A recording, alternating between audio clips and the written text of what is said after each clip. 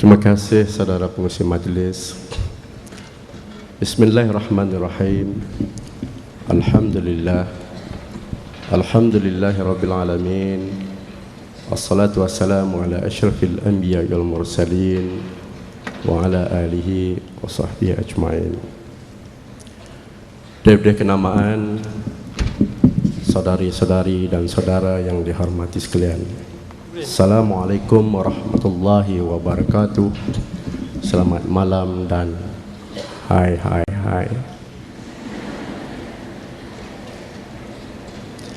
Alhamdulillah, bersyukur kita dengan hadrat Allah Subhanahu wa taala kerana dengan limpah rahmat dan kurnianya pada malam yang indah lagi syahdu ini, kita sama-sama dapat berhimpun dan berkumpul di sini untuk menghayati satu majlis ilmu. Talabul ilmi farzatun ala kulli muslim. Menuntut ilmu itu adalah fardu di atas tiap-tiap muslim. Jadi mudah-mudahan majlis ataupun program kita pada malam ini yang bertajuk rahsia mendapat pasangan akan benar-benar memberi manfaat kepada kita bersama. Saya sering nyatakan, yang jauh kita dekatkan, yang dekat kita mesrakan, yang mesra kita serasi-sasikan. Jejak kasih. Saya juga selalu menyatakan, bahkan lewat siaran awal TV3 dahulu, cermin-cermin diri anda, lihatlah wajah, renunglah pribadi. Mudah-mudahan detik-detik mendatang menjanjikan 1001 kebahagiaan untuk kita bersama. Hai Yosh. Yosh itu membawa maksud ya riba dekeru, yakin boleh. Jadi pada malam ini yakinlah bahawa setiap daripada kita, andai kata bermasalah ataupun gerhana atau mengalami kemarau untuk mendapat pasangan,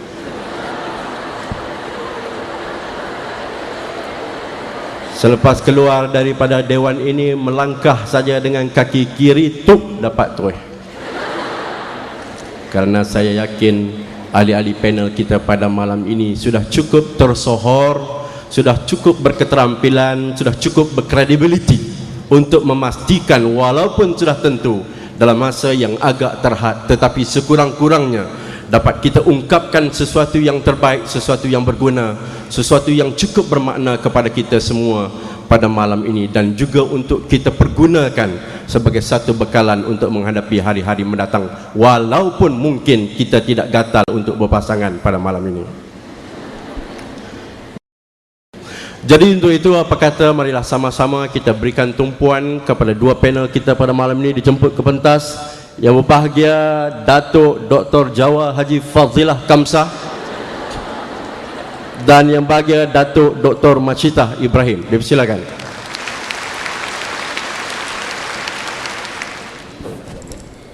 Dan yang bahagia Datuk Machitah, saya tak wani cakap banyak lah, dia bawa boyfriend dia malam ni. Baik, kepada Datuk Dr. Machitah. Sihat Datuk ya? Boleh dengar suara sikit, silakan. Macam mana? Okey. Alhamdulillah sihat. Bahagia lah. Bahagia. Setakat dah rasa menyesal dah dapat pasangan. Okey. Okey lah. Rasa macam baru kahwin. Rasa macam kahwin. Oh, hebat tu. Dan Datuk pula macam mana? Setakat lah pasangan okey kan? Maintain? Alhamdulillah. Alhamdulillah. Bagus. The best. Ada cadangan lain tak ada? Tak ada.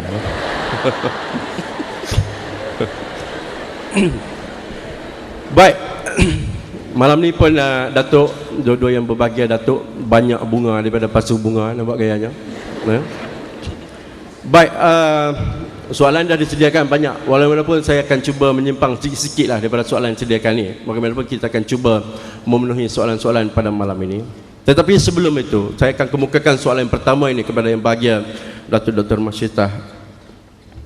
Kalau dulu kala, khususnya saya ambil tempat saya lah, Pulau Langkawi, dalam satu pesta mengemping, Datuk Kamajaya dan Pandak Mayah, Datuk Kamajaya dan isterinya Wan Mahora datang ke Kampung Mawat di Mukim Ulu Melaka, Pulau Langkawi. Mereka lihat seorang gadis sedang menumbuk emping. Maka berkata Datuk Pandak Mayah ini, Datuk Kamajaya ini, iaitu penghulu Langkawi pada ketika itu, kepada Wan Mahora, isterinya. Mahora, pemegang antan cuba pandang, rambut ikal, mayang seludang, pipi pauh dilayang, hidung mancung seludang, leher nan jinjang, rambut ikal mayang, betis bunting padi, punggung bak buyung petani, jari tombak serai, bibir merkah delima, mata melirik riang, anak siapa maka gerangan. Tanya Datuk Kamajaya. Maka seorang tua dalam kampung itu, nama Baluk, dia pun sedikit batuk. Batuk. Nyusun jari, maaf meminta. Gadis dimaksudkan mahsuri bernama, ibu dan ayah, itulah orangnya. Itu cara dululah. Setelah dulu orang nak mengurat, cara dulu. Datuk nak? Maknanya nampak cantik gambaran wajah wanita ataupun gadis ataupun rupawan, khususnya di Langkawi waktu yang paling hebat kali Masuri lah. Kalau saya hidup waktu itu pun saya pun berkenan juga dekat Masuri pada waktu itu. Dan lelakinya tak ada lah pula, tak tahu cerita macam mana rupa lelaki, rambut piramli ke apa, sekber macam mana tu tak tahulah. Tapi yang pentingnya rata-rata orang bercakap mengenai perempuan. Baik, memang hebat sekali. Pendek kata, dalam konteks kita Adam dan Hawa ini memang ada pasangan lah. Tetapi sukar orang untuk mencari jodoh. Apa sebabnya? Agaknya Datuk sebagai mukadimah kita pada malam ini. Silakan. Assalamualaikum warahmatullahi wabarakatuh. Alhamdulillah. Alhamdulillahillazi hadana lihaza wa ma kunna linahtadiya laula an hadana Allah. Wassalatu wassalamu ala Rasulillah wa man tabi'ahu wa walah. Rabbi shrah li sadri wa yassir li amri wahlul 'uqdatan min lisani yafqahu qawli. Terima kasih yang berbahagia saudara pengurusi majlis, saudara Aziz, dhif-dhif kehormat, tuan-tuan dan puan-puan, datuk-datuk, datin-datin dan pelajar-pelajar, hadirin hadirat yang dirahmati Allah. Satu soalan yang saya kira agak sukar nak jawab, kenapa sukar nak dapat jodoh? Jodoh ni bukan senang macam nak pergi beli kat supermarket. Boleh cari macam tu saja. Ada orang menyangka bahawa sebab you tak cari kot, sebab you memilih sangat kot. Tapi saya rasa malam ni setelah nak naik tadi saya dapat jawapannya. Antara sebab sukar nak dapat jodoh ni tuan pengurusi, hadirin hadirat sekalian, ialah masalah ramai sangat lelaki-lelaki pemalu yang nak start dulu. Dia macam malam ni lah, patutnya nama saya nombor 2. Alih-alih saya pula kena start dulu. Betul.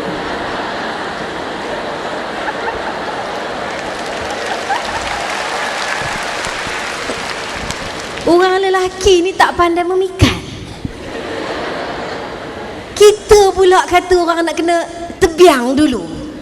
Kalau tak start, maka dia pun stop macam tu je. Tadi saya kata Datuk, laki-laki doktor start dululah. Jadi saya ni malam gaduh lah dengan orang lelaki ni kan. Jadi ambil jugalah. Tu antara sebab-sebabnya lah yang dapat kita lihat tu. Yang lain tu kalau dapat saya kategorikan kepada beberapa aspek, kita dapat melihat ni orang suka dapat jodoh ni mungkin aspek dalaman, luaran, ataupun soal-soal fahaman yang masih berleluasa dalam masyarakat. Begitu juga saya nak kategorikan yang keempatnya adalah disebabkan ada juga sedikit sebanyak jodoh itu adalah ditentukan oleh Allah Subhanahu Wa Taala, cuma lambat dengan cepat saja. Apapun kita mesti yakin bahawa jodoh tu memang ada. Sebab telah dinyatakan oleh Allah Subhanahu Wa Taala, Subhanalladzi khalaqal azwaja kullaha. Maha suci Allah yang telah menjadikan bagi setiap satu itu mesti ada pasangnya. Cuma mungkin pasangan itu belum bertemu lagi, ataupun kita tak pergi lagi nak explore pasangan tersebut. Kalau saya katakan sifat-sifat dalaman ni, antaranya macam kita sebut tadi ya, sifat pemalu, sifat nak start dulu tak nak ya, sifat pemalu lelaki, pendiam perempuan, kemudian kurang pergaulan, tak bergaul sangat. Jadi bila saya berbincang ni, masalah ni banyak juga berlaku di tempat universiti saya mengajar. Semalam saja kami mengadakan satu forum membincangkan tentang masalah yang sama ya.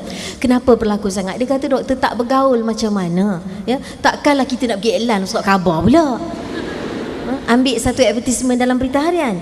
Dan ada juga yang berpendapat mungkin sebahagiannya memilih. Tetapi kalau kita fikirkan, berkahwin ni memanglah kena pilih. Takkan main serkap jarang aja, asal kita nampak umur dah lanjut sikit 28, orang asyik tanya, kahwin aja lah, dapat mak motor lah, dah kaki dadah lah, bangla pun bangla lah. Takkan macam tu. Kahwin memang kena pilih. Jadi apabila orang mengatakan bahawa orang ni tak kahwin sebab dia memilih, saya rasa memilih tu perlu, cuma jangan terlalu memilih. Ini yang tak boleh ni, takut-takut dapat ikan bilis. Tu je. Kemudian faktor fizikal yang kurang menarik melihat dan mendengarkan saja kepada sajak dan syair yang dibacakan oleh saudara Aziz. Allahu Akbar. Nak cari yang punggung buyung, nak cari yang jari tombak. Memanglah nak cari yang cantik belaka. Kita ni Masya Allah dikurniakan Allah Subhanahu Wa Taala tak sama. Jadi kalau setiap orang laki-laki cuma nak mencari soal fizikal saja, maka anaknya orang tak apa cantik ni. Dan yang cantik sebenarnya harus dilihat bukan soal fizikal, tapi cantik yang harus dilihat dari segi segala aspek yang lain. Jadi kita kata antara faktornya begitulah.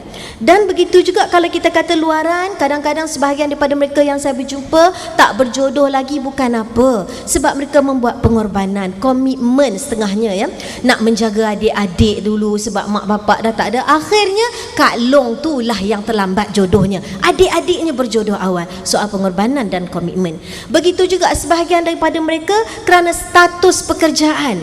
Apabila sudah sampai kepada taraf profesional, maka kadang-kadang sebahagian daripada mereka menjadi career minded, tak sempat nak memikirkan soal jodoh, atau tak kuasa lagi dah nak fikir soal jodoh, ataupun kalau tak career minded pun ibadah minded, macam yang berlaku pada Rabi'atul Adawiyah. Ibadah minded, dia dah tak sempat dia nak fikir soal jodoh. Dan kemudian bila saya bertanya, dia orang cakap juga, dia kata, doktor, daripada kita dapat yang dalam-dalam zoo tu, dalam zoo buat apa pula nak cari pasangan dalam zoo? Yelah, daripada dapat buaya darat biawak hidup, baik jangan, baik tunggu dulu daripada mencari masalah ya. Sebab dia kata kadang-kadang lelaki ni dia tak ada kerja, kita kahwin kita pula kena nanggung dia. Sudahlah. Jadi di sini sebahagian daripada mereka kerana belum berjumpa lagi dengan lelaki-lelaki yang berkualiti, sikit sangat. Dah lelaki tu dah lah sikit, nak pilih yang kualiti pula lagilah nak tapis tu tinggal sikit lagi. Akhirnya ramai yang pasrah dan kecewa sebab kurang. Tengok malam ni pun dah tak balance. Macam mana Aziz kata keluar tadi seorang satu, nampaknya seorang empat mungkin lah kot. Dah tak balance. Jadi kita tengok kurangnya lelaki. Tak tahulah, kalau merujuk kepada statistik pendaftaran setakat ini belum lagi melebihi apa yang Nabi pernah menjangka dalam sebuah hadis, bahawa akhir zaman mungkin berlaku seorang lelaki 40 wanita. Belum sampai lagi ya. Masih lagi pejabat pendaftar mengatakan satu lelaki nisbahnya kepada 2 wanita. Maknanya masih lagi. Tetapi tu belum lagi kita kata tolak yang tak berapa kualiti, tolak hak masuk pula geng kita yang lembut-lembut. Dia dah lelaki kurang, dia tukar pula status, lagilah kurang. Dah lah kurang dah. Mari pula yang sotong-sotong tu jadi lagi kurang, lagi tak cukup. Macam mana? Kan? Jadi inilah di antara sebab-sebabnya. Tak kurang juga di antara mereka yang fobia dengan kisah-kisah rumah tangga. Tengok mak bapak bercerai, tengok dalam kisah-kisah yang dipaparkan, semua menakutkan. Baiklah jangan kahwin, kata dia.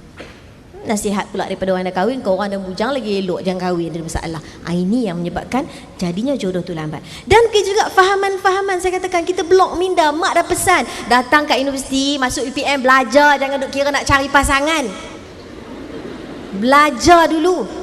Elok dah habis belajar, tak ada pula pasangan, sambung master. Dah master lagi susah nak cari, sambung PhD, lagi susah nak dapat yang setaraf. Jadi blok minda kita, kita merasakan bahawa kita perlu menghabiskan satu-satu. Kita perlu nak habis-habis mengaji dulu lah, habis semua dulu, barulah kita nak melangkah kepada satu tahap yang lain. Bila kita blok minda kita begitu, maka fahaman begitulah yang menyebabkan lambat juga jodoh. Begitu juga faktor luaran daripada mak bapak. Kadang-kadang kita tengok ya, banyak kes-kes juga yang berlaku, dah nak kahwin, dapat pasangan, tapi mak bapak tak nak. Kenapa? Dapat pasangan daripada mana? Daripada Kelantan. Ya Allah, jauhnya.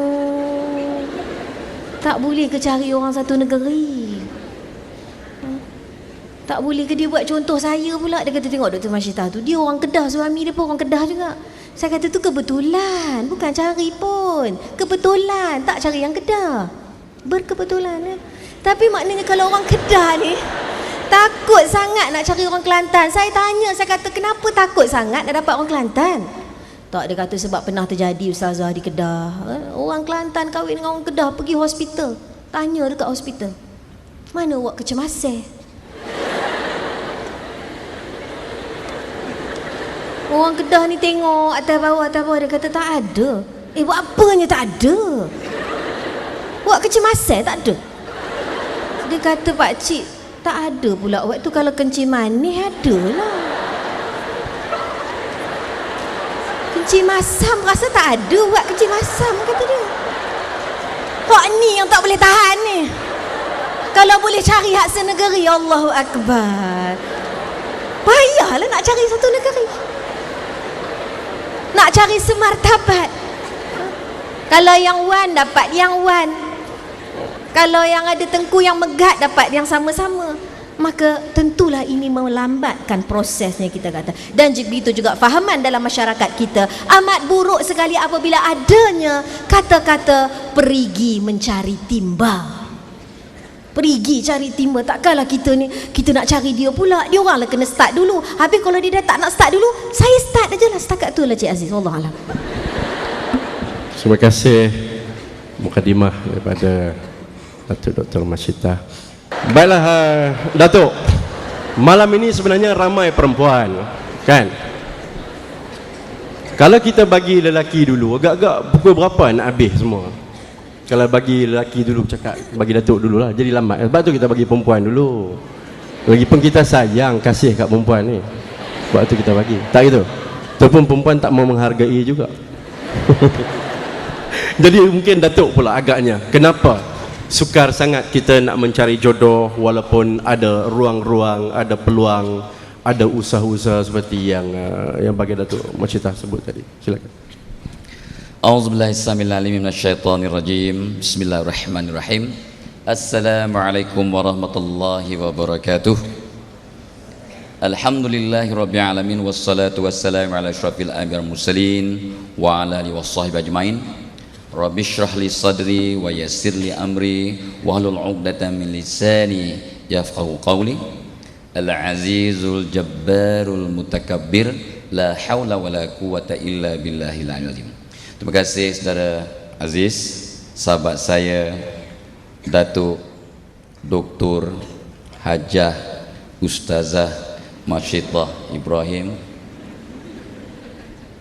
Dev hormat ya, datuk-datuk, datin-datin, para pelajar, adik-adik, anak-anak yang dikasihi.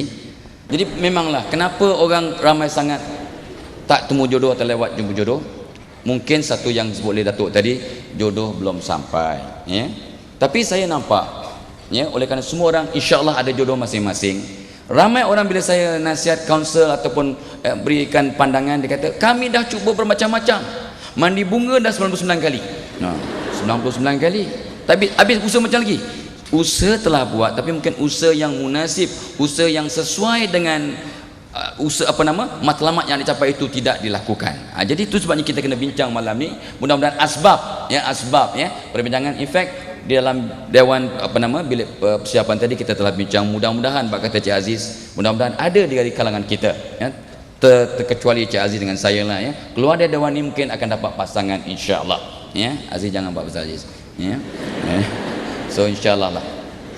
So terkadang usahanya ada tapi tak betul, kurang munasib ya, itu satu perkara yang amat penting. Dan yang kedua, ini ikut pengalaman saya ya, memberi nasihat pada mereka yang nak cari pasangan. Rupanya pasangan dah ada, dia pun dah ada ya, tapi rupanya orang yang nak cari itu belum benar-benar bersedia. Orang yang benar-benar sudah bersedia ini orang yang sudah merasakan dirinya macam nak jadi suami, macam nak jadi isteri. Sambil satu contoh yang mudah lah ya. Ramai orang yang tidak ada anak, selepas mengambil anak angkat, dengan izin Allah mudah mengandung. Kenapa? Sebab bila dia ambil anak angkat, si suami telah menjadi macam bapa, bukan macam bapa, jadi bapa lah. Yang ibu tadi jadi emak. Jadi bila dah jadi emak dengan bapa, mereka bersedia untuk dikurniakan anak. Jadi artinya orang bujang ni, orang perempuan macam dah isteri dah. You kena yakinkan dia, aku dah cukup ke umur ni, ya? Cukup ke? Kalau macam umur 37 macam ustazah 37 ke? Ya? Memang sudah bersedia lah, insya-Allah, ya, sudah bersedia. So itu satu perkara yang kadang-kadang orang tidak faham, ya. Artinya kita tidak bersedia untuk berumah tangga. Memang nak cari, tapi adakah anda benar-benar bersedia dari segi batin, jiwanya, fizikalnya, mentalnya, inteleknya, adakah sudah bersedia? Itu satu persoalan, ya. Yang ketiganya, perkara yang berkaitan ialah kadang pengalaman saya juga, ya, menasihati orang, dia sayang kat orang tu sayang kat dia, tapi orang tu masih belum bersedia untuk meminang dia. Kenapa? Kaji mungkin dalam diri dia tu ada sesuatu yang menahan. So bila saya counsel, saya nasihat, saya probe, ya, kita cari, rupanya dalam hatinya masih banyak sifat benci, masih benci pada orang-orang yang tertentu. Jadi saya kata, kalau kita masih benci orang, takut orang yang patut sayang kat kita, patut jadi bakal tunang sebagainya, masih tertahan untuk meminang. Jadi why not, saya kata, you cuba maafkan semua orang yang you fed up, you benci ni. Mudah-mudahan dengan asbab you maafkan semua orang, maka bakal tunang you, bakal pasangan you akan datang meminang. Pendekkan cerita, selepas di counsel 1,5 jam, dia pun bersedia untuk maafkan semua orang.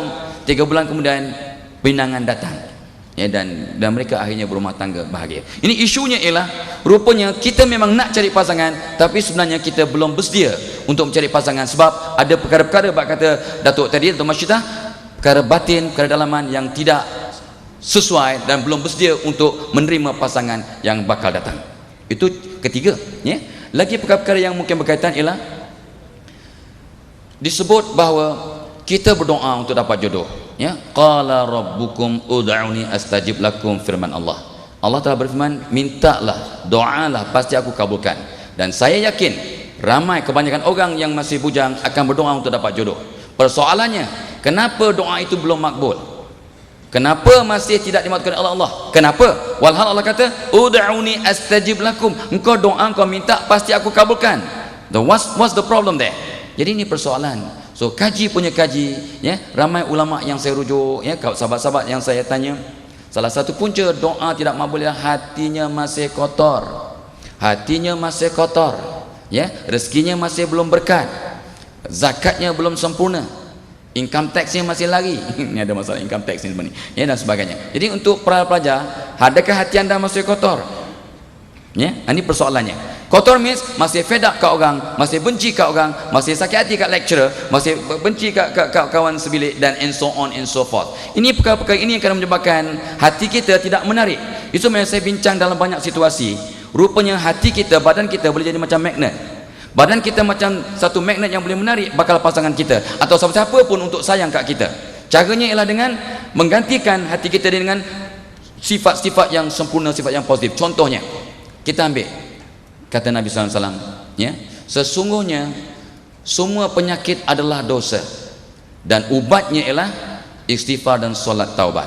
Jadi kalau semua orang yang bujang dan tidak bujang, mulai malam ni, ya, kita solat taubat, and then solat hajat, and then kita istikharah, and then kita tutup dengan solat witir. Contoh, ya, kita solat taubat, kita cucikan hati kita, maka hati kita akan jadi daya tarikan, akan jadi magnet untuk menarik orang yang sesuai dengan kita untuk mudah datang bakal pasangan atau sesiapa-siapa pun, insya-Allah. Ini persoalannya. Adakah diri kita ni menarik pasangan kita? Ya, adakah kita menarik sayang atau menarik benci? Orang yang akan banyak memberi sayang ataupun sayang, semua orang akan menarik sayang. Orang yang masih ada benci dalam dirinya mungkin menarik benci dari bakal pasangannya. Ini persoalannya. Dan ikut kajian yang saya buat, cuma 1-2% orang Malaysia yang langsung tak ada benci kat siapa-siapa pun. So terperanjatkah kita kalau ramai orang masih tak jumpa pasangan sebab masih ada benci? Lagu yang ada tu yang suka apa? Jangan ada dusta. Jangan ada dusta. Ada juga lagu lama yang saya dengar tu, jangan ada benci, Casey.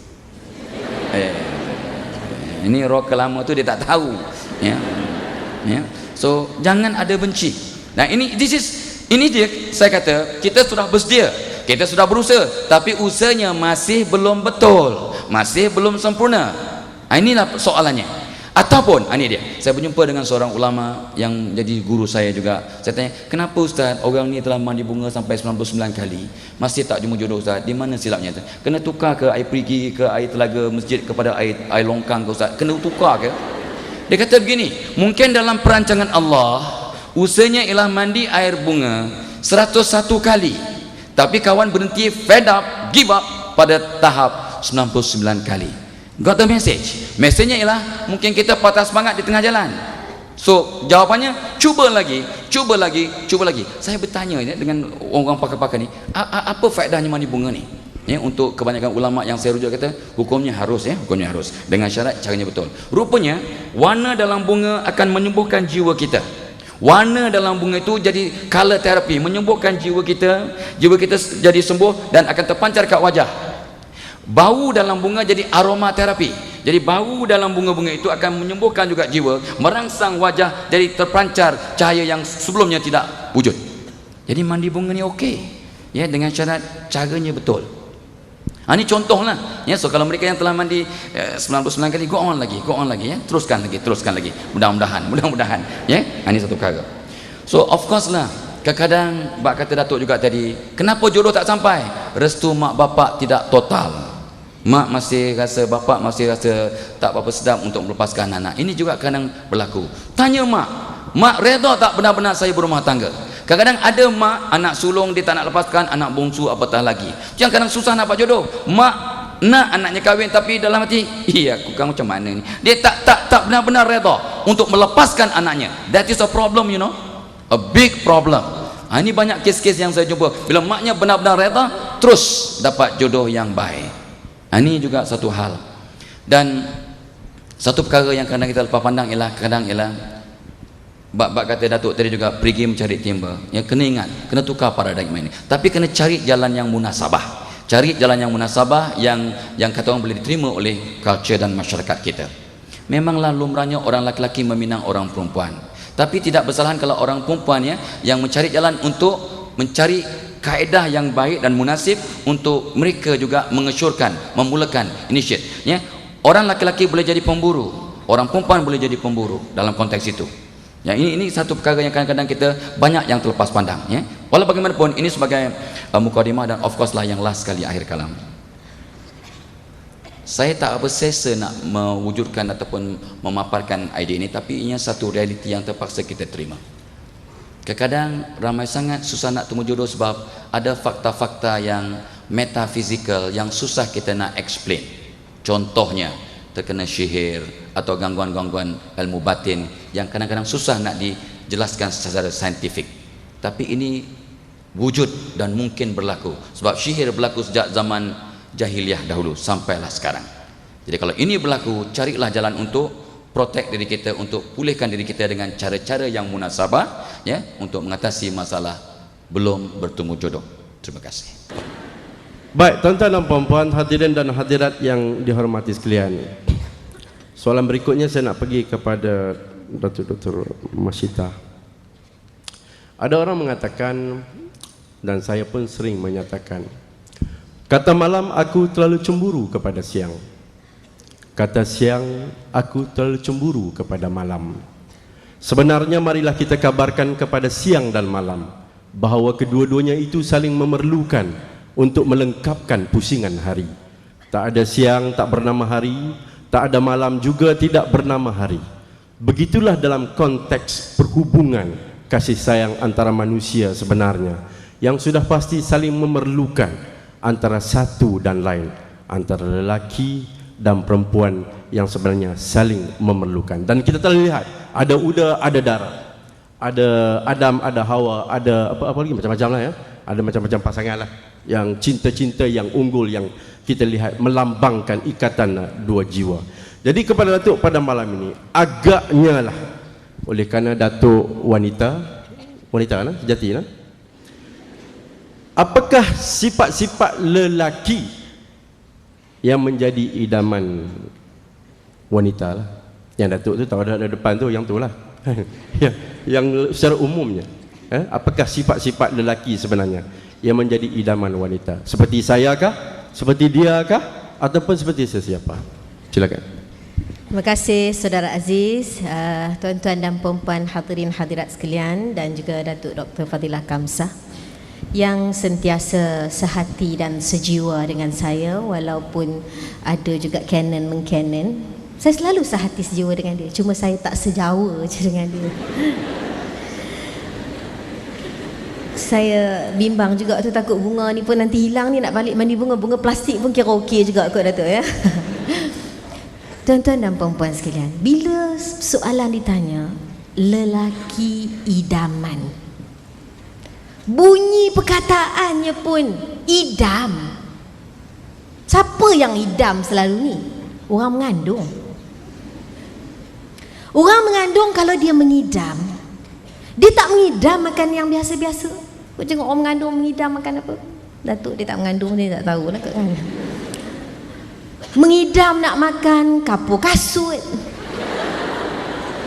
mengidam nak makan sabun mandi, bang mengidam nak makan susu rimau. Benda yang kita idam ni selalunya benda yang terlalu ideal, yang kadang-kadang kita tak dapat. Sebab tu bila kita cakap soal mengidam, macam dengan orang mengandung mengidam, kadang-kadang dia tak dapat apa yang diidamkan. Tetapi kita boleh bercakap soal bukan pasangan yang ideal, tetapi pasangan yang realistik, bukan yang idealistik. Yang idealistik saya rasa tak ada, yang sempurna semuanya tak ada. Tetapi yang realistik kita boleh terima kekurangan dan kelebihan. Saya pernah interview beberapa orang anak murid. Saya tanya, kalau kamu nak kahwin, kamu nak cari lelaki yang macam mana? Saya kalau boleh kan Ustazah, saya naklah juga yang hafal Quran. Saya tanya dia balik, you hafal ke? Saya tak hafal, tapi saya nak pasangan hafal Quran. You see? Kita selalu nak yang pasangan tu lebih daripada kita, tapi kita lupa mengukur diri kita layak ke nak dapat orang macam gitu. Saya nak yang hafal Quran. You nak yang macam mana lagi? I nak kalau boleh yang open minded, yang boleh bawa berbincang. Tak naklah yang salafi sangat, yang semuanya tak boleh. Yang open minded sikit. Rupa macam mana? Rupa ni orang perempuan tak rupa kisah sangat, Cik Aziz. Asal sedap mata memandang ya. Janganlah muka 10 sen gitu, tak nak lah kan. Ataupun muka macam Frankenstein ke. Asal sedap mata memandang, rasanya dah okey. Cuma bila tanya student ni, rupa penting tak? Kalau boleh tu janganlah yang macam Chinese look sikit. I like the Indian look. Ini kisah benar. Menyebabkan saya tertanya pada diri kita, kadang-kadang kita meletakkan syarat-syarat yang kita terlupa mengukur diri kita. Kita nak kalau boleh, jangan you Ning Baizura apa nak iklan dah sok khabar, kalau boleh nak cari ustaz gitu. Ya, maknanya nak cari orang baik. Tetapi kita lupa bahawa Allah Subhanahu Wa Taala menyatakan dalam Al-Quran bahawa sebelum kita nak mendapatkan pasangan yang baik, baikkan diri kita dulu. Sebab itu dia kata al-khabisat lil khabisin, al-khabisun lil khabisat, at-tayyibat lit tayyibin, at-tayyibun lit tayyibat. Kita nak yang boleh hafal Quran, kita kena hafal Quran dulu. Masuk kelas tahfiz, masuk kursus tahfiz, barulah kat situ jumpa hafiz. Masuk kuliah ekonomi takkan nak jumpa hafiz. Logiknya begitu. Maknanya kalau kita nak orang yang baik, pertamanya baikkan diri kita dulu. Kalau diri kita sendiri kurang baik, maka cita-cita untuk mendapatkan lelaki yang baik itu tinggal idaman semata-mata. Tinggal mengidam aja kata orang, tak dapat. Ya? Baik, kalau kita bercakap, saya katakan tadi, kalau orang perempuan lah biasanya, kalau dia nak cari tu ada beberapa kriteria. Kalau nak susun kriteria tu banyak lah, tapi kita bercakap yang paling penting, yang minimum requirement, basic requirement. Kalau seorang gadis, apa yang dicari pada seorang lelaki? Pertama, wanita itu biasanya mencari lelaki yang bertanggungjawab dan caring. Itu kriteria yang rata-rata menyebut. Yang caring, yang boleh memahami perasaan kita, yang tidak ego, yang kata orang boleh sabar tapi Kalau first time dating pun lambat sikit, tak boleh semua. Itu kalau kahwin pun terpaksa lah tu. Nak buat macam mana, dah tak ada yang lain.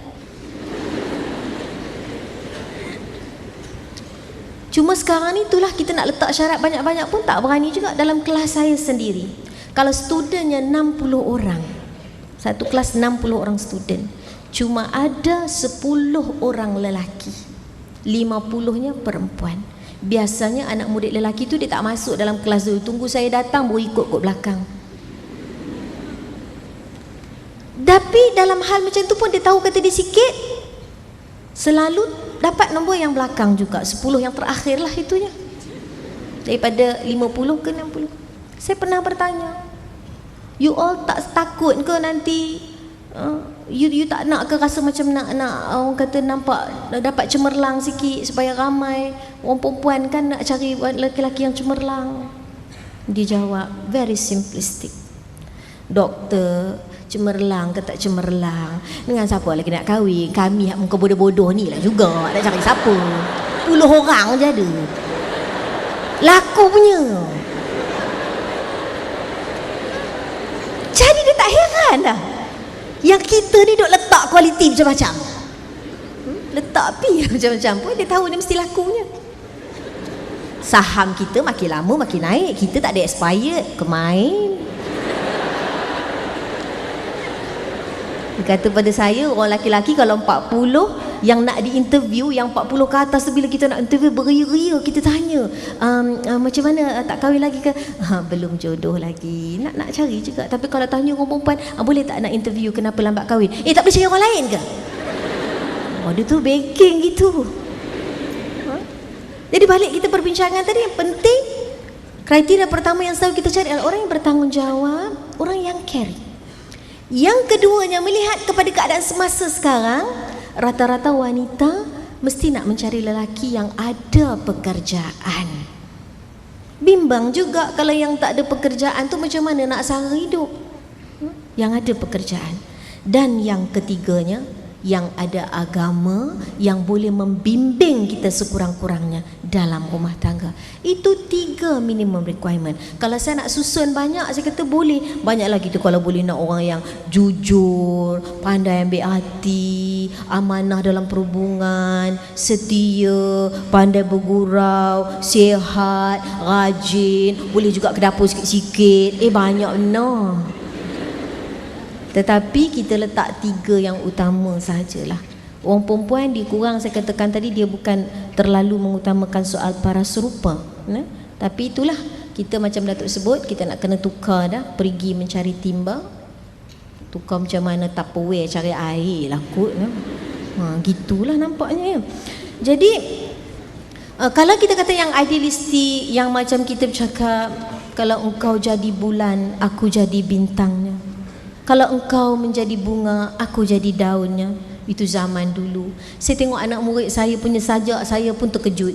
Dia tulis, kalau engkau menjadi komputer, akulah tertikusnya. Itu bahasa moden agaknya tu. Zaman kita tak ada komputer, bulan bintang je ada. Sekarang dia kata, kalau engkau jadi komputer, akulah tertikusnya. Sanggup gitu? Jadi saya rasa apa yang penting di sini, 3 kriteria yang utama. Dan paling kita kena ada ialah dalam perkahwinan kita tak akan jumpa orang yang ada semuanya, tetapi sifat redha dan syukur itulah yang akan menyempurnakan pasangan kita. Wallahu a'lam. Baik, yang bagi Dr. Fazilah Kamsah, mungkin boleh menambah apakah ciri-ciri yang lelaki yang menjadi idaman wanita walaupun bukan wanita. Tapi penting sekarang mungkin Datuk nak nyatakan ciri-ciri wanita pula yang menjadi idaman lelaki, dan menokok tambah apa yang dijawab oleh Dr. Mashita. Silakan. Alhamdulillah. Bismillahirrahmanirrahim. Terima kasih Cik Aziz, Datuk Mashita, tuan-tuan dan puan-puan. Saya banyak buat kajian macam Datuk Mashita juga, sebab saya orang sains yang memang dididik secara saintifik untuk sentiasa mengkaji.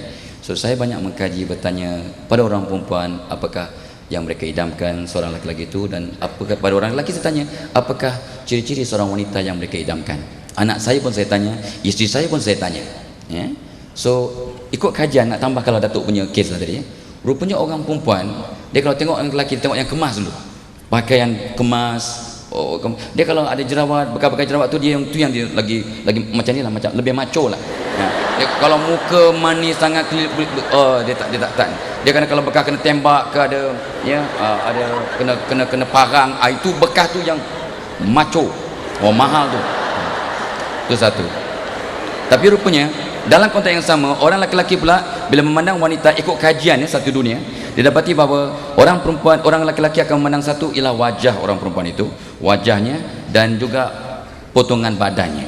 Itu secara umumnya.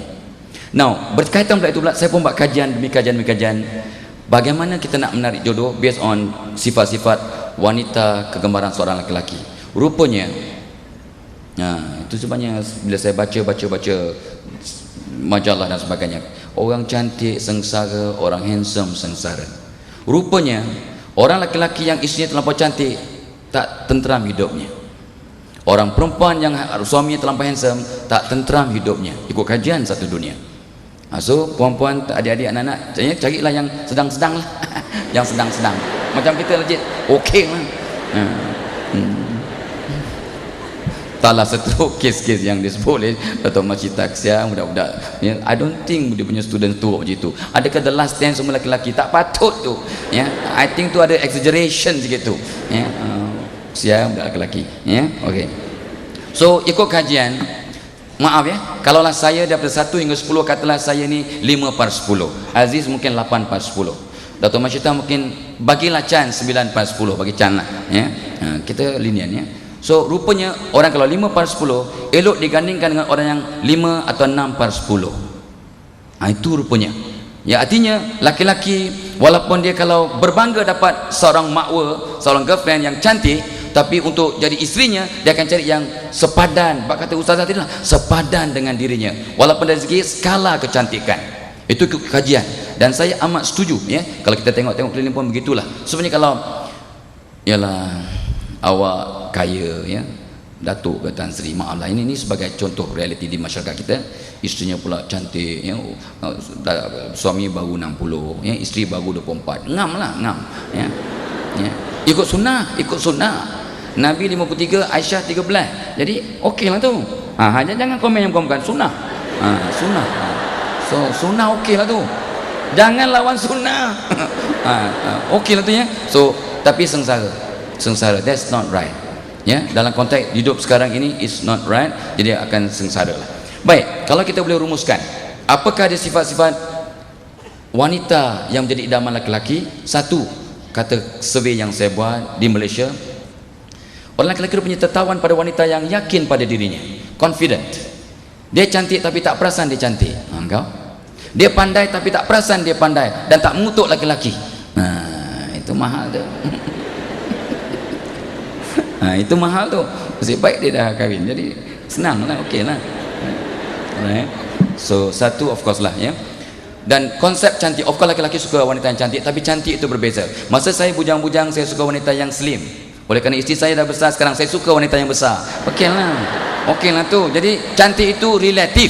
Jangan takut. Kalau anda wanita yang pelajar perempuan atau orang bujang perempuan yang agak besar, cari yang besar-besar, no problem. Ngam. Okey, satu. Of course lah, laki-laki yang mencari berakhlak. Walaupun kita ni rocker, kita akan cari wanita yang berakhlak, dari keluarga yang baik-baik dan sebagainya. Alright? Tetapi saya ulang balik. Kes Dr. Masjita punya kes tadi relevan. Orang laki-laki suka isterinya orang bijaksana yang pandai, tapi tidak menunjukkan sangat kepandaiannya kepada laki-laki sampai nampak kebodohan lelaki. Ramai lelaki akan tertolak kalau nampak sangat dia bodoh berbanding pasangannya. So even though you are smart, it's fine, it's good, but don't show off that you are that smart. Don't be too smart. Itu maksudnya. Saya tak mengatakan orang perempuan tak boleh pandai. Pandailah. It's okay, it's good. Tapi janganlah terlampau pandai pada orang lelaki. Lagi? Jangan terlampau cerewet sangat. Suruh cakap dulu pun komplain. Contoh. Ini yang laki-laki semua kata Allah. Contoh aja, jangan you fikir yang lain. Okey, jangan terlampau cerewet, jangan terlampau cemburu sampai sesak nafas. So one lady, Walidi komplain ke saya, menangis-nangis kat telefon. Saya pun tak tahu mana nak start, menangis. What happened? Inilah tunang saya ni, kami dah nak nikah 4 bulan lagi, tapi dia dah dingin, dia tak balas SMS, dia tak jawab. Ya. Cuma kesalahan saya lah, banyak tanya dia, itu je. Sebab dia pergi mesyuarat kat mana, dengan siapa, di mana, kenapa lewat, ya, agenda juga kenapa habis berapa. So dia tanya baru satu perkara tentang mesyuarat dah 29 soalan. Macam mana orang tak lemas? Akhirnya boyfriendnya diam. So dia tanya saya, patut tak saya kontak lagi? Saya, no. Orang laki-laki bila merajuk, biarkan dia merawat dirinya sendiri. Orang laki-laki cukup pantang kalau merajuk, dikejar-kejar oleh perempuan, dia menyampah. Nampak? Saya bagi rahsia, saya bagi trik. Biarkan dia, biarkan. Cuma pamerkan kasih sayang, doakan dia cepat pulih. That's all. Jangan cuba nak, never mind, jangan pujuk-pujuk. Laki-laki tak suka dipujuk. Tapi kalau orang perempuan merajuk, memang sangat-sangat suka dipujuk. Sebab orang laki-laki bila dia rapat pun dengan pasangannya, rapat, dia rasa tertekan, dia akan renggang kembali. Sebab laki-laki ni macam getah rubber band, ya. Dia kalau dah rapat sangat, dia rasa gelisah, rasa lemas, dia jauhkan sikit. Itu sebenarnya sayang isteri, tinggalkan. Dia nak bergisah kejap, lega, rindu, balik. Itu caranya. Faham? Oh, you bujang takkan faham? Tak apa. Ni orang yang tak bujang ni faham Datuk Masyitah, mungkin faham sikit-sikit lah, ya, sebab dia belum cukup tua, ya. Orang tua macam saya mungkin faham lebih sikit gamaknya, ya. Okey, so jangan terlampau cemburu. Dan orang lelaki cukup pantang wanita yang melawan cakapnya. Baru girlfriend, boyfriend, baru bertunang dah melawan, tak setuju. Kalau tak setuju pada lelaki, orang lelaki cukup sedih dan tertolak dia kalau orang perempuan melawan pandangannya dengan cara yang kurang hikmah. Bukan tak boleh lawan, sebab laki-laki pun banyak buat silap. Laki-laki pun kata Datuk Masyitah, banyak kebodohannya. I agree, memang banyak kebodohannya. Tapi jangan tunjukkan kebodohan dengan cara yang tidak hikmah, ya. Itu sebabnya kalau nak komplain tentang lelaki, prinsip yang saya sebut selalunya ialah 7 kali belai, 1 kali komplain, 7 kali puji, 1 kali kutuk. Laki-laki boleh terima. You ni kan handsome, cakap pandai, ya, orang Langkawi, bukan Kedah, orang Langkawi. Memang bagus, ya, jerawat pun bagi jawab ada bagus, memang macho. Cuma satu je, barulah komplain, ya. 7 kali puji, 1 kali belai. So that is very important, ya. Orang laki-laki juga cukup tertekan, fed up kalau perempuan tu terlampau canggih sangat, ya. Pakai baju coklat, handbag coklat, kasut coklat, ya. Dia punya gelang coklat, bankrupt lah dia kata, aku macam ni, ya. Dan kita ambil contoh je yang saya nampak, contoh aja. Jadi jangan pula fikir yang bukan-bukan. Ini kalau hujan payung coklat, ada orang dah elok cakai, dah elok cantik dah, keluar, bang hujan ban, kena pakai, kenapa pula tukar pakai payung hijau. Ini payung salah kala dengan baju, tukar baju, tak pitam orang lelaki. Inilah kadang-kadang penyebabkan orang sesak nafasnya. Okey, of course lah, ya. Orang lelaki cukup suka pada orang perempuan yang merangsang kehebatannya, bagi dia motivasi. That was good, bagus you buat tadi, bagus you main bola tadi, bagus you cakap tadi. So bila dia, orang lelaki terasa dia image-nya dirangsang, emosinya dirangsang, semangatnya dirangsang oleh wanita itulah akan jadi wanita pilihan hatinya. Sebabnya orang lelaki cukup, walaupun sayang pada wanita tertentu, tapi kalau dah dia tak dapat kata tu merangsang jiwanya, selalu kena kutuk, selalu kena marah, buat baik pun orang tak, bagi hadiah pun orang tak appreciate, contohnya, maka dia akan terpadam kasihnya, sayangnya pada wanita itu. Of course orang lelaki suka pada orang perempuan yang taat perintah Allah, itu tak dapat tidak, ya? Sejuk mata memandang. Dan yang paling penting, Cik Aziz, ialah Ustazah, laki-laki suka seorang wanita yang balance lah, ya, seimbang. Itu persoalan yang sangat relatif, seimbang. Artinya, ya, agamanya ada, ya, bijaknya ada, rupanya ada, ya, rajinnya ada, tahu masak sikit-sikit, ya. Kalau tak ada rendang tok pun, ya, mi segera pun boleh lah, ya. Contoh, ya. Jadi itulah antara perkara-perkara yang boleh menambat hati laki-laki yang patut ada pada wanita. Wallahu a'lam. Terima kasih Datuk Fazillah Kamsah.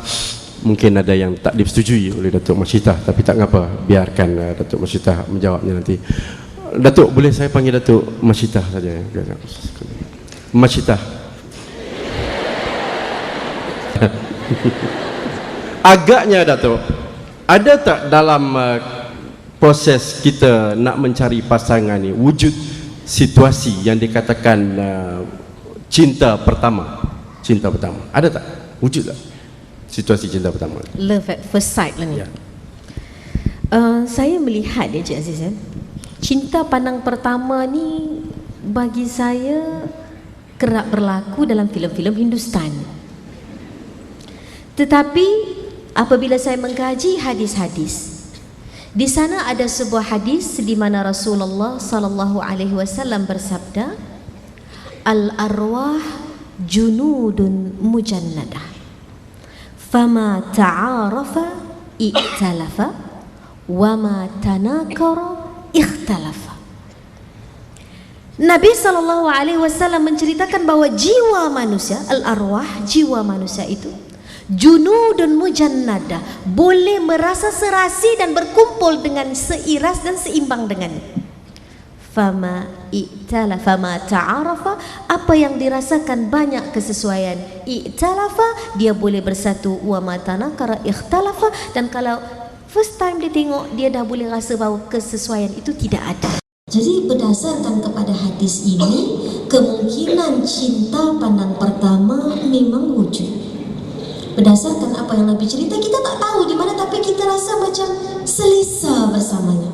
Pertama kali tengok macam rasa ada satu daya tarikan magnet yang menarik kita, besoknya nak tengok lagi. Ya? Pertama kali tengok rasa rindu untuk melihat yang sama. Bahkan tengok macam bentuk bingkai spek mata pun jadilah. Lebih kurang gitu-gitulah. Jadi soalnya saya rasa mungkin ada ya, sebab ini pun dipaparkan kalau dalam filem pun begitu juga kan. Kalau pertama kali aku melihat dia, jantung aku dup dup dup, gitu. Agaknya pandang pertama lah ya. Cuma merujuk kepada tadi, biasanya kalau cinta pandang pertama bagi saya lebih kepada cinta yang melihat kepada rupa ya. Walaupun hadis tadi menyatakan kemungkinan juga perasaan, bukan soal rupa, tapi kita dapat merasakan insting dalaman, seolah keserasian di situ memang wujud.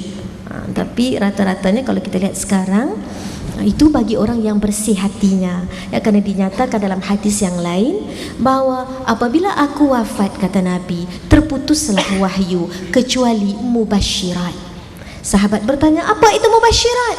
Mubasyirat, kata Nabi, adalah firasat orang beriman apabila hatinya bersih. Maka macam tu juga kalau kita bersihkan hati kita ya, balik-balik lagi soal apa yang telah dinyatakan oleh bahagia Datuk pada peringkat awal, soal hati. Soal hati.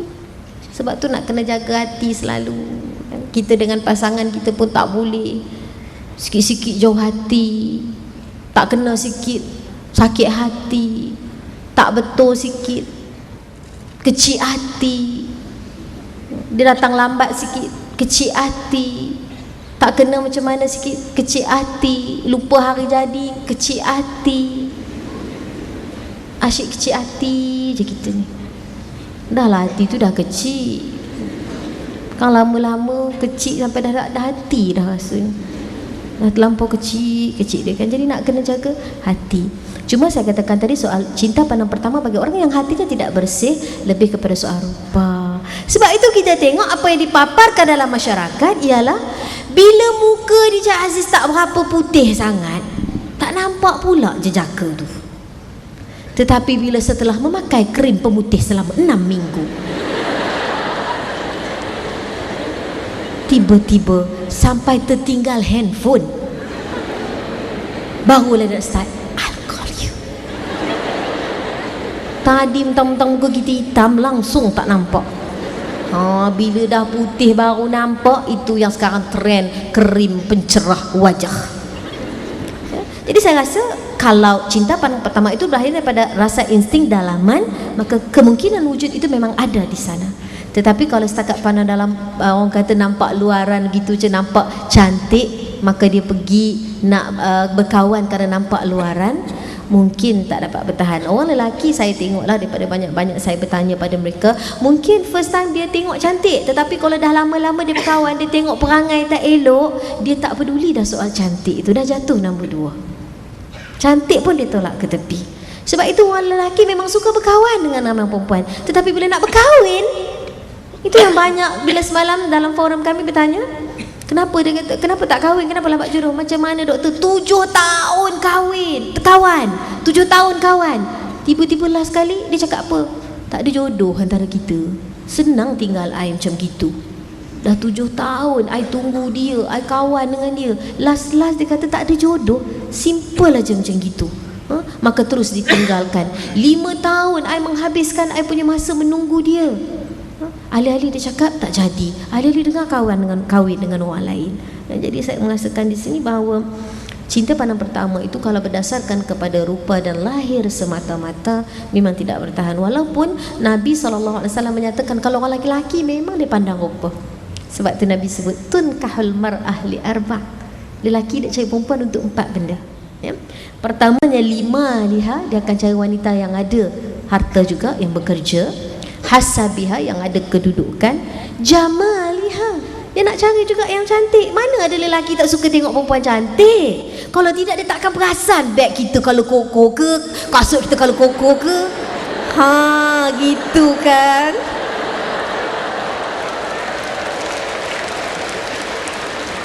Mesti nak tengok juga. Kereling-kereling pun jeling-jeling ke. Last kali Nabi kata baru lidi niha. Carilah yang ada agama daripada jirat. Jadi kemungkinan cinta pandang pertama tu memang ada, cuma kita tak mahu dia lahir kerana dasar pandang kepada yang rupanya cantik saja. Wallahu alam. Baik Datuk, agaknya mungkin sikit pasal cinta pertama ni. Berapa puluh kali Datuk cinta pertama? Tengah saya banyak puluh kali. Isteri saya di sini sudah cakap lah. Terima kasih Cik Aziz, tuan-tuan dan puan-puan. Sebenarnya ikut saya orang sains, jadi ikut cakap cara kajian lah, ya. Dan bila cakap tentang mata ni, saya terkenang lagu lama ni. Orang lama-lama mungkin tahulah, orang muda tak tahu. Dia kata apa? Dari kerana mata yang mempunyai kuasa. Dengar lagu tu? Tu penyanyi Ar-Azmi. Orang muda tak tahu apa yang saya, tapi tak apalah, orang lama tahu lah. Sebenarnya mata ni dari konteks komunikasi, dan bidang saya memang bidang komunikasi dan psikologi. Jadi orang dari komunikasi ikut kajian, orang perempuan kalau bercakap dengan lelaki sanggup memandang mata lelaki up to 60% maksimum, ya. Tapi orang lelaki, oleh kerana memang betul orang lelaki lebih pemalu dari orang perempuan dalam konteks memandang mata. So orang lelaki macam Aziz dengan saya ni, kita kalau bercakap dengan orang perempuan, kita pandang matanya lebih kurang 30% saja. 30% of the time. Kita pandang kejap lagi, pandang kejap lagi. Saya buat eksperimen pada diri saya sendiri. Bila saya mengkaunsel orang, saya akan pandang mata orang perempuan itu. Pandang, saya lagi tak tahan. Sebab memang Allah buat begitu. Kalau pandangan mata ini terlampau lama, maka mudah jatuh cinta.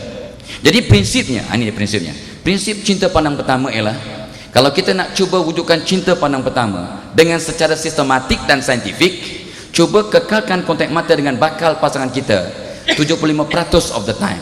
Kalau duduk 1 jam 40 minit pandang dia, pandang matanya, mata tentang mata itu. Dan pandangan mata ada 4 jenis. They call it sticky eyes, intense gaze, pandangan jegir, pandang intense gaze, ataupun sticky eyes itu melekat kat matanya, ataupun they call it bedroom eyes, mata kuyu dia tengok dengan, saya pun susah nak cakap, nak demonstrasikan, ya, bedroom eyes. Dan yang keempatnya ialah the visual voyage, dia melihat keseluruhan wajahnya, ya. Alismu, ya, hidung kan ada lagu tu, alismu, matamu. You tahu tak apa yang saya cakap ni?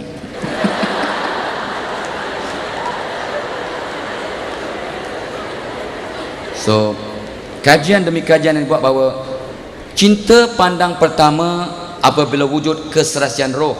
Bak kata ustazah tadi, bila roh serasi, hadis menjelaskan juga roh serasi, dan roh itu ialah kontrol, dikawal oleh Allah. Cinta itu pun sebenarnya satu makhluk. Cinta ini makhluk, ianya hidup macam orang, macam pokok. Cinta adalah makhluk, dan cinta itu boleh dipupuk, dibaja.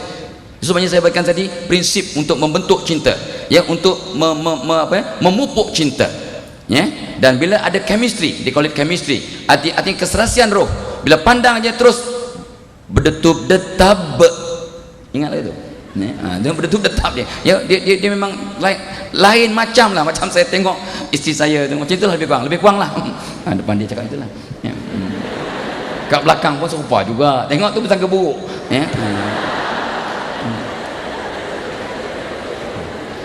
So ini satu perkara yang kadang kita terlepas pandang ya, dengan kesaksian roh. Jadi cinta pandang pertama disebut sebagai cinta pandang pertama bila dengan pandangan pertama kita tertawan oleh kerana kesaksian roh dan dipupuk dan terusnya sampai kepada cinta yang lebih abadi sejati, itulah cinta pandang pertama. Tetapi cinta kalau pandang sebab suka, dia ada cinta, ada suka, ada nafsu. So tu tengok tahap-tahap pandangan itu. So biasanya kata pakar-pakar psikologi cinta, dia kata bahawa cinta pandang pertama cuma wujud untuk mereka yang yakin, dan berbungalah cinta-cinta sejati based on the first episode pandang itu. Maka itulah cinta pertama. Tapi dia tidak wujud untuk mereka yang tak yakin atau tak kisah untuk memupuk cinta. Jadi sebenarnya cinta pandang pertama tengok situasi. Wallahu a'lam.